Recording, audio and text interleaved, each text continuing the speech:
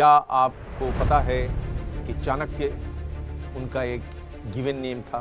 तो जानना चाहते हैं कि उनका ओरिजिनल नेम क्या था, कि चाणक्य का जन्म कब और कहां हुआ, अब चाणक्य का व्यक्तित्व कैसा था।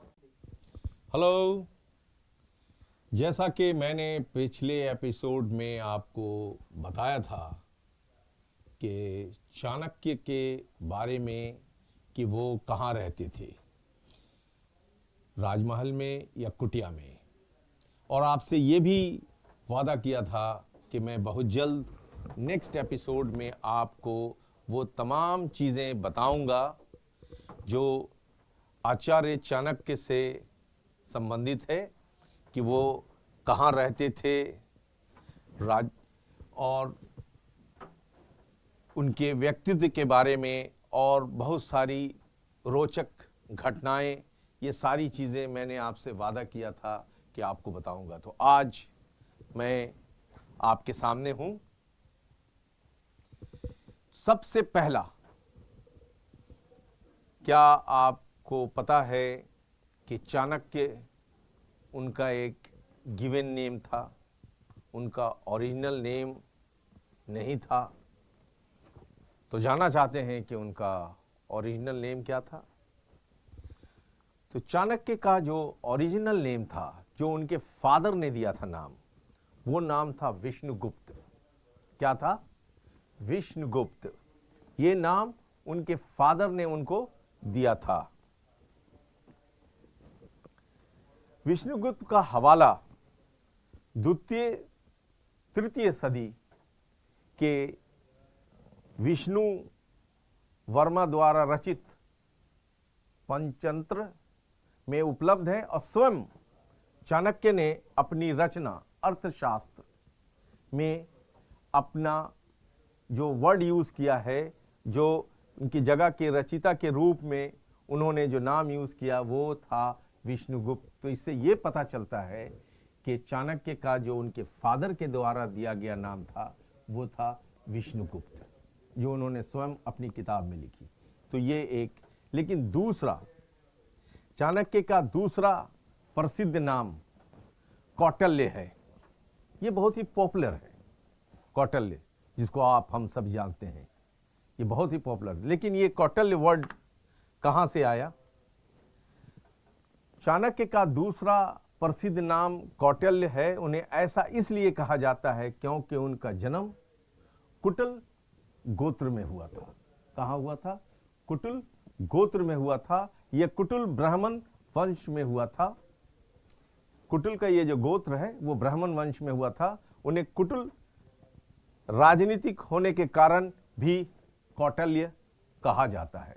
तो अब एक विष्णुगुप्त, दूसरा नाम उनका कौटिल्य, ये दो नाम, और एक उनके कई नाम थे। उनके एक तीसरे नाम की भी चर्चा यहाँ पे करना बहुत ही ज़रूरी है, जो आपको समझना चाहिए कि ये तीसरा नाम क्यों है उनका। उनका तीसरा नाम चाणक्य है, बहुत ही इंपॉर्टेंट, जिसके नाम से वो सबसे ज़्यादा प्रचलित है। चाणक्य, संभवतः हिस्टोरियन का ये मानना है, संभवतः चाणक्य उन्हें चनक पुत्र होने के कारण, यानी उनके फादर का जो नेम था, फैमिली नेम चाणक्य, चनक पुत्र होने के कारण कहा जाता है। यह वंश नाम या उपाधि नाम है। पंचतंत्र मुद्राज नामक पथों में भी चाणक्य नाम का प्रयोग किया गया है। चाणक्य नीति दर्पण भी इस नाम को सिद्ध करता है, यानी हिस्टोरियन के हिसाब से ये जो उनका नेम चाणक्य है वो उनका एक फैमिली नेम है। तो ये यहाँ पर एक तीसरा नाम आया।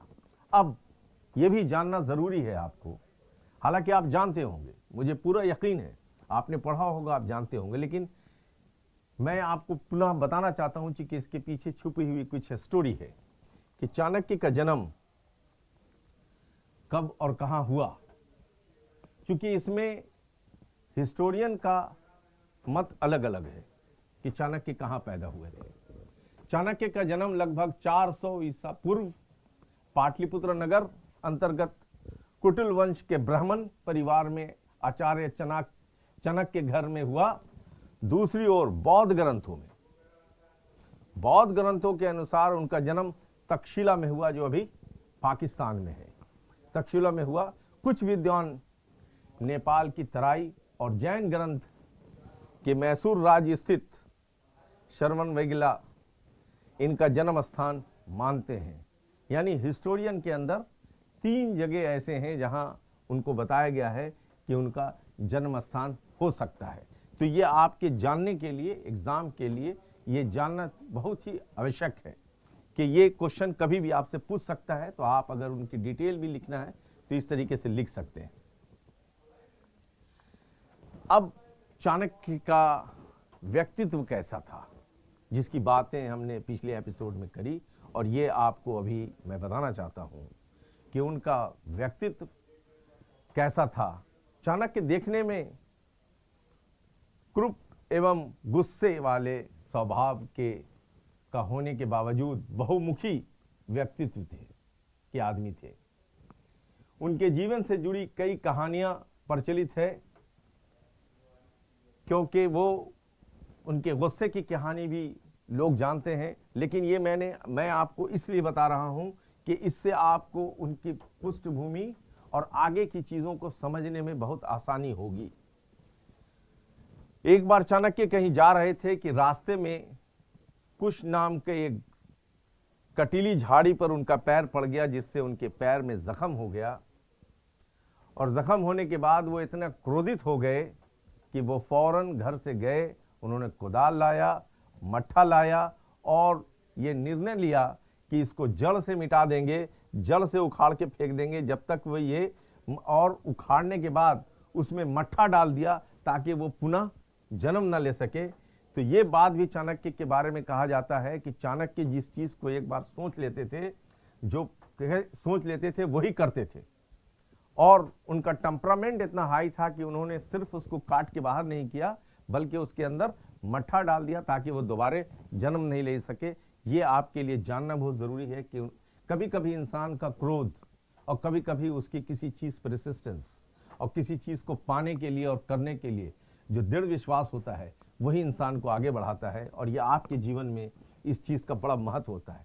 वो गुस्सा नहीं जिससे दूसरे को नुकसान हो, ऐसी चीजें जिससे आपको फायदा हो सके, वैसी चीजों को करने के लिए, यानी उसके पीछे आपका जो डिटर्मिनेशन है वो अगर सामने आता है तो आप कामयाबी कर सकते हैं, कामयाबी हासिल कर सकते हैं। पार्ट नंबर 2, जिसमें यहां से हम इसी बात को आगे बढ़ाते हुए, कहा जाता है, एक बड़ी स्टोरी है, लोग जानते हैं कि उन्होंने प्रण लिया था कि जब तक हम नंद वंश को खत्म नहीं करेंगे तब तक ये अपना जटा नहीं बांधेंगे। तो मैं यहीं से आपको वो बताना चाहता हूं कि वो एक्चुअल स्टोरी क्या थी। कहा जाता है कि धनन ने श्राद्ध के लिए अपने मंत्री षटकार से कुछ ब्राह्मणों को आमंत्रण देने के लिए कहा, लेकिन षटकार साम्राज्य के किसी दुर्व्यवहार से बहुत ज्यादा दुखी था। तो उसने मन में सोचा कि मैं किसी गुस्सा वाले ब्राह्मण को निमंत्रण देता हूं। वो चाणक्य के पास गए और महामंत्री षटकार वो गए और उन्होंने चाणक्य को निमंत्रण दिया श्राद्ध में आने के लिए।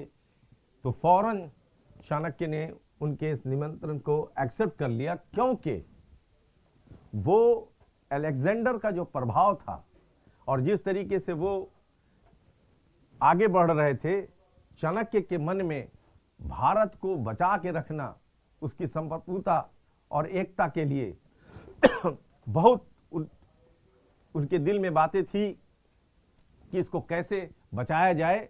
इसके लिए वो कई अलग अलग राजाओं से मिले थे। आपको पता होना चाहिए कि उस वक्त भारत में अलग अलग राजा थे और जो एक दूसरे से ही लड़ते रहते थे। इसलिए उन्होंने सोचा कि एक अच्छा मौका है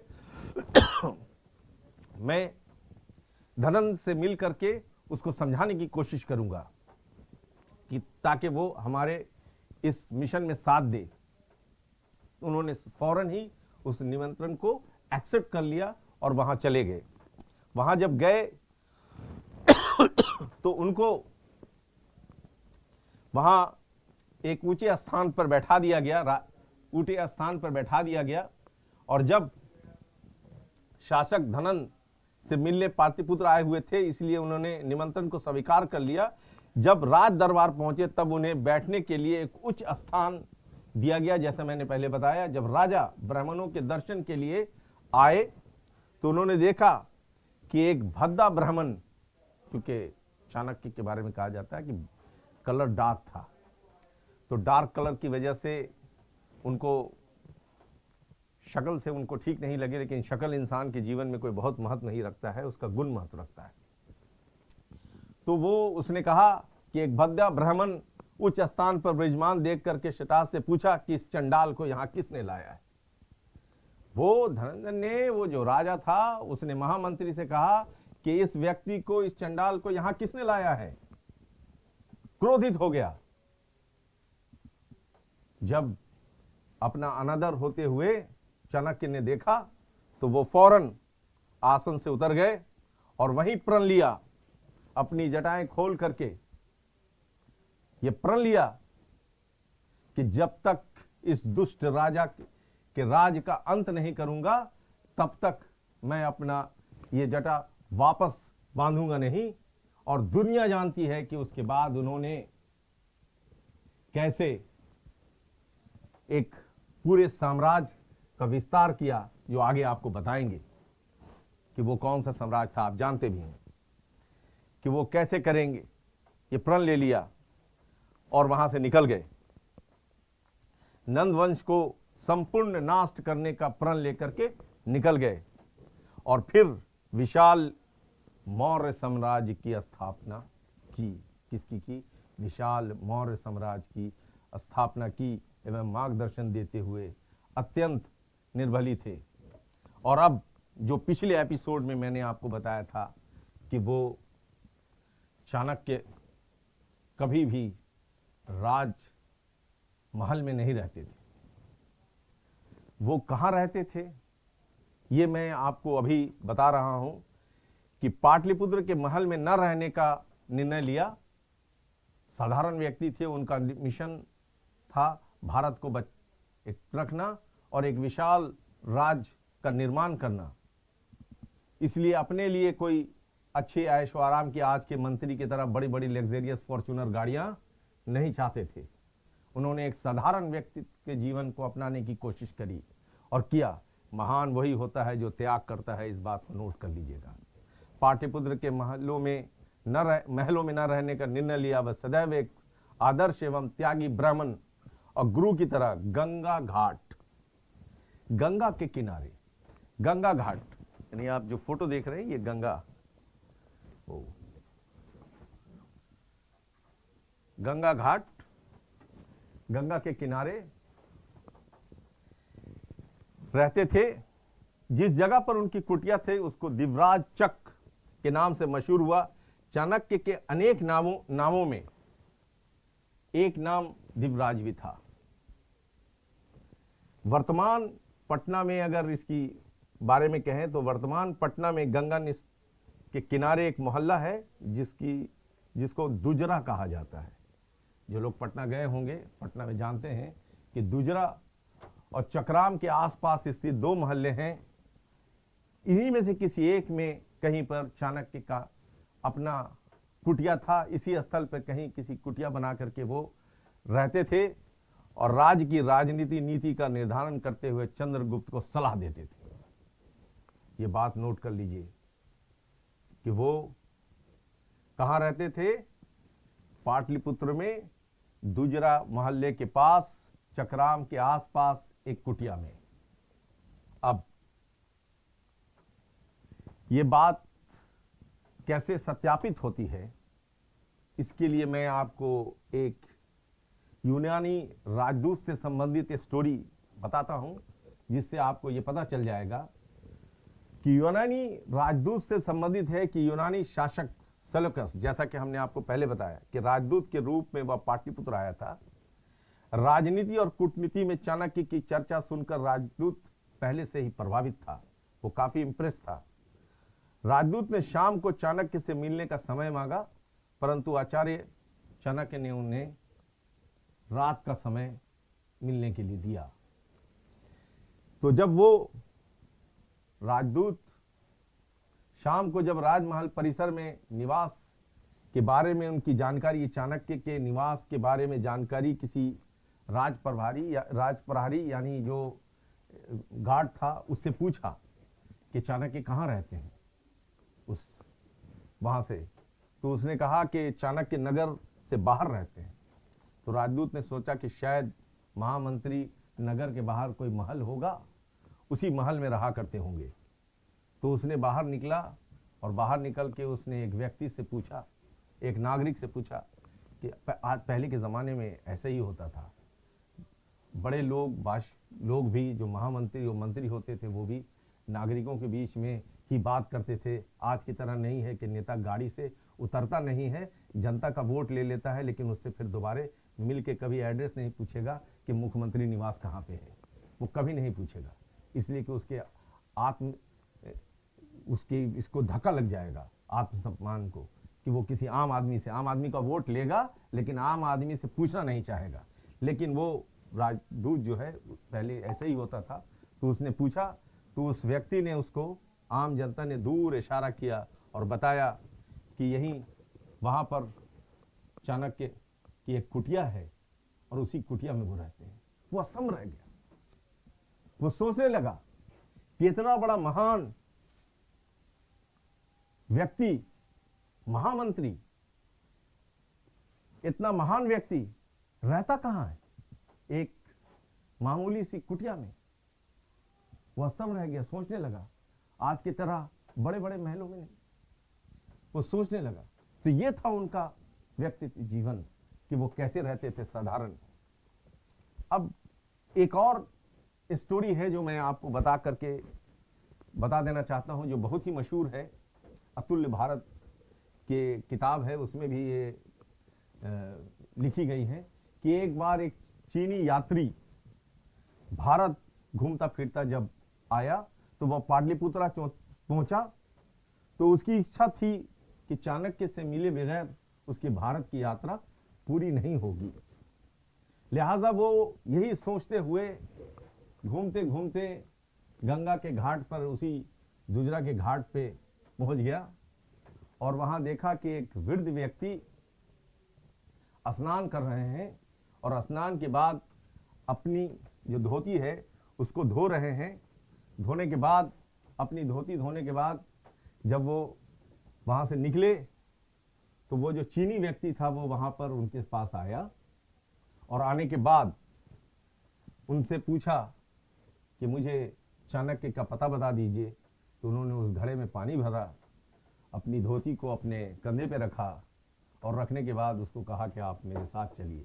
तो वो जो चाइनीज़ व्यक्ति था, जो चीनी यात्री था, वो उनके साथ चलने लगा।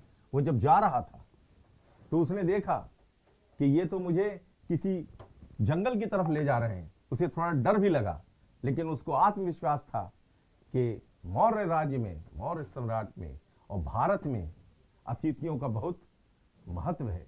अतिथियों को लोग नुकसान नहीं पहुंचाते हैं, इसलिए वो बिना संकोच किए उनके साथ चलता रहा। और चलता चलता जब वो एक कुटिया के पास पहुंचा, वहां रुके, उन्होंने, चाणक्य ने उनको कहा कि आप यहाँ आराम कीजिए, मैं आता हूँ। तो उन्होंने सोचा कि शायद ये जो पानी का मटका लिए हैं ये अंदर रख के फिर मुझे कहीं ले जाएंगे। लेकिन जब चाणक्य आए तो उन्होंने कहा कि हाँ, वो जो सामने बैठा था दूसरी तरफ चाणक्य बैठ गए और उन्होंने कहा कि बताइए, मैं ही चाणक्य हूँ। वो स्तंभ रह गया। वो बिल्कुल, उसके पैर के नीचे से जमीन निकल गई। वो सोचने लगा कि अरे ये कौन आदमी, इतना महान व्यक्ति, इतना साधारण व्यक्तित्व का। उसने अपनी किताब में लिखी ये बात, और ये बात बिल्कुल सही है कि बिहार के जो लोग होते हैं, मैं किसी राज्य को किसी राज्य से कंपेयर नहीं कर रहा, लेकिन एक राज्य की विशेषता बता रहा हूँ, उस राज्य के लोगों की विशेषता बता रहा हूँ कि बिहार के जो लोग होते हैं वो बड़े साधारण व्यक्तित्व के होते हैं। उनके अंदर एक साधारण व्यक्तित्व होता है, उनके ख्याल बहुत ऊंचे होते हैं, विचार ऊंचे होते हैं, लेकिन जमीन पे रहते हैं, अस्तित्व लोगों के सामने अपने आप को प्रेजेंट करते हैं एक सादगी से। उनके हाई थिंकिंग लो लिविंग, ये बिहारियों की एक बारे में कहा जाता है। और ये बात चाणक्य का वो आचार्य चाणक्य का वो आचरण भी यही बात दर्शाता है कि बिहारी किस तरीके से हैं कि होते हैं। तो ये मैंने आज आपको एक स्टोरी आचार्य चाणक्य के बारे में जो कही थी वो हमने आपको आज बताई है। अगर आपको ये मेरी स्टोरी सही लगती है, अच्छी लगती है, तो आप जैन रोजगार क्लासेस को सब्सक्राइब करिए, हमारे चैनल को सब्सक्राइब कीजिए। अगर आप कुछ सजेशन देना चाहते हैं वो दीजिए। अगर आपको जो इसमें अच्छी चीज़ें हैं वो बताइए, और कुछ सजेशन देना चाहते हैं वो बताइए। और अगर आपको ये सारी चीज़ें सही लगती हैं तो नेक्स्ट एपिसोड मैं आपके पास आर्यभट्ट का लेके आऊँगा। तो आप इंतज़ार कीजिए नेक्स्ट एपिसोड का। And thank you very much.